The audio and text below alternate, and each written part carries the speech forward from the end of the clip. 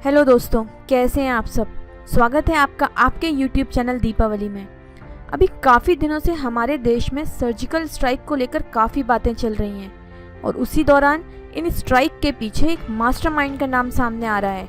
क्या आप जानते हैं कि इसके पीछे कौन है मास्टरमाइंड जिन्होंने हमारी आर्मी के साथ मिलकर सारी प्लानिंग की थी?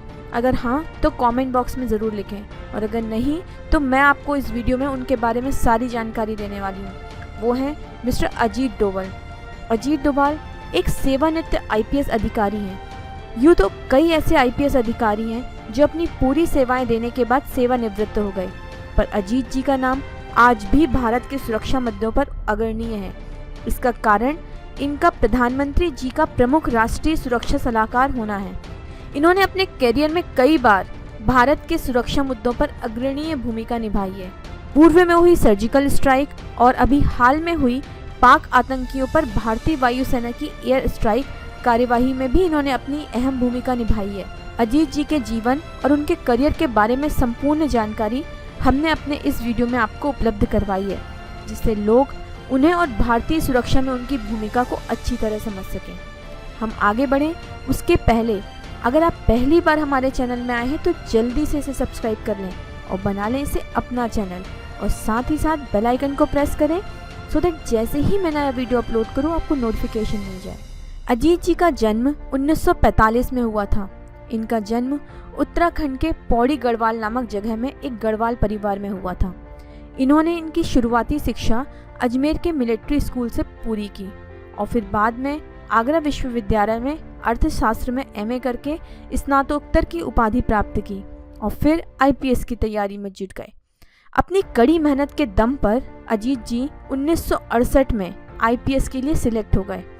इन्होंने अपनी प्रथम नियुक्ति केरल क्रेडल से स्टार्ट की और यहीं से इनके करियर की शुरुआत हुई। अजीत जी के पारिवारिक सदस्यों की ब्रीफ जानकारी आपको देती हूँ।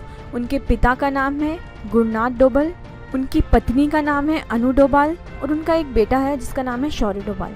डोभाल जी का करियर शुरू तो एक आईपीएस अधिकारी के रूप में हुआ। यहाँ पर इन्होंने अपना बेहतरीन प्रदर्शन दिया और आज ये 73 वर्ष की आयु में देश के राष्ट्रीय सुरक्षा सलाहकार के रूप में कार्यरत हैं। इनका शुरुआत से लेकर अब तक का करियर कुछ इस प्रकार है। अजीत डोभाल ने अपनी शुरुआती कमान केरल कैडर में 1968 में संभाली।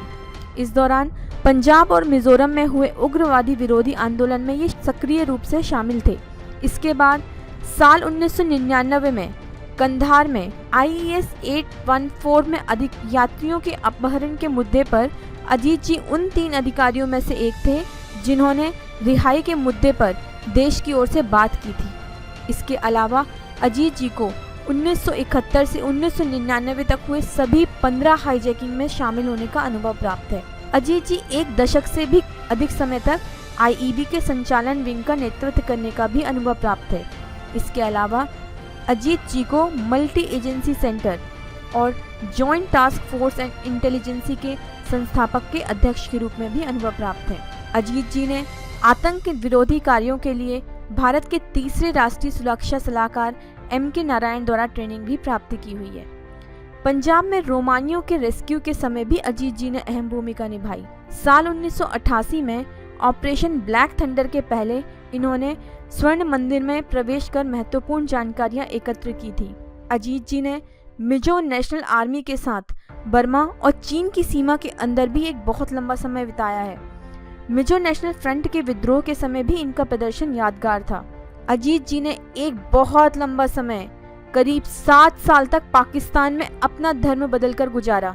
इस दौरान इन्होंने भारतीय सुरक्षा एजेंसियों के लिए कई सारी महत्वपूर्ण जानकारियां भी एकत्र की। अजीत जी साल 2005 में जनवरी के महीने में इंटेलिजेंसी ब्यूरो के डायरेक्टर के पद से सेवानिवृत्त हुए और इसके बाद साल 2019 में ये विवेकानंद इंटरनेशनल फाउंडेशन के संस्थापक अध्यक्ष बने। साल 2009 से 2011 तक इन्होंने Indian black money abroad in secret bank and tax haven नाम की बनी रिपोर्ट का संपादन में योगदान भी किया और वे बीजेपी के इस अभियान में बहुत महत्वपूर्ण हिस्सा बने। साल 2014 में प्रधानमंत्री नरेंद्र मोदी के आने के बाद अजीत जी के करियर में एक अहम मोड़ आया। ये भारत के 5वें राष्ट्रीय सुरक्षा सलाहकार के रूप में नियुक्त हुए। साल 2014 में ही अजीत जी ने उन 46 भारतीय नर्सों की रिहाई में महत्वपूर्ण भूमिका निभाई जो इराक में फंसी हुई थी और जिनके परिवारों ने भी इनसे संपर्क खो दिया था। इसके लिए ये स्वयं इराक गए और गुप्त मिशन पर कार्य किया। अजीत जी ने सेना प्रमुख के साथ म्यांमार के बाहर चल रहे आतंकवादियों के खिलाफ अभियान में भी महत्वपूर्ण भूमिका निभाई थी।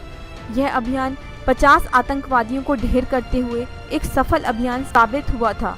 अजीत डोभाल को पाकिस्तान के संबंध में भारतीय सुरक्षा नीतियों में बदलाव करने का श्रेय भी प्राप्त है। साल 2016 में हुई सर्जिकल स्ट्राइक में अजीत जी की भूमिका को भी अहम माना जाता है। कहा जाता है इन्हीं की योजना से भारत अपने लक्ष्य को प्राप्त करने में सफल हुआ। साल 2018 में इन्हें स्ट्रैटेजिक पॉलिसी ग्रुप का अध्यक्ष भी नियुक्त किया गया। इसके अलावा अभी हाल में ही पुलवामा आतंकी हमले के जवाब में भारतीय वायुसेना द्वारा की गई जवाबी कार्रवाई में भी अजीत जी की भूमिका को अहम बताया गया और इसके बाद पाकिस्तान की ओर से की जाने वाली कार्यवाही के लिए भी हिंदुस्तान की सेना को तैयार रखने की जिम्मेदारी में इन्होंने सेना प्रमुखों के साथ मिलकर कमान संभाली।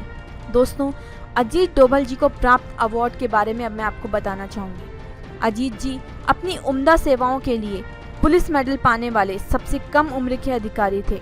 उन्हें उनकी सेवाओं के मात्र 6 साल बाद ही यह मेडल दिया गया था।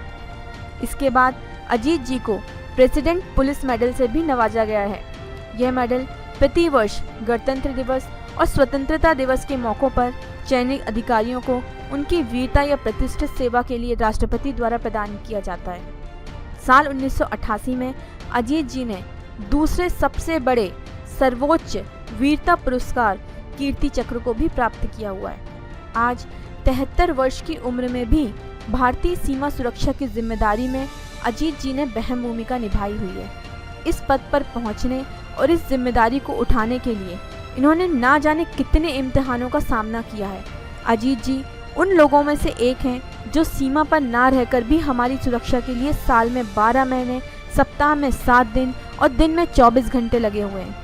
अजीत जी के प्रयासों और जज्बों को हमारा सलाम है। दोस्तों, अगर आपको ये वीडियो अच्छा लगा है तो ज़रूर इसे लाइक करें, शेयर करें और हमारे चैनल दीपावली को सब्सक्राइब करें। जय हिंद, जय भारत।